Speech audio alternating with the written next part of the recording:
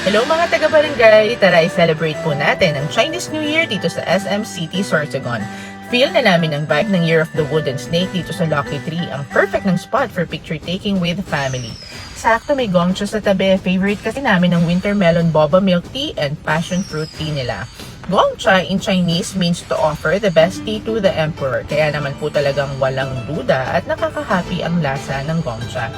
Since 1971, Legazpi Four Seasons is one of the OG Chinese restaurants. Dito natin matitikman ang masasarap at pampaswerteng Chinese foods.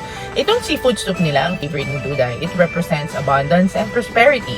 Steamed siomai for Hana symbolizes unity and harmony. Yang Chow and Chinese beef steak for Kuya means strength, abundance, and prosperity. Broccoli with black mushroom for Dong means harmony and longevity. And my favorite, bean curd sandwich, represents clarity and purity. Chop suey and sweet and sour fish fillet means abundance and harmony. Seasoned chicken means completeness and good fortune. My kids love it. Kikiam symbolizes abundance and prosperity. Legit na masarap kasi talaga nagustuhan ni Dong. Finally, pancit for long life.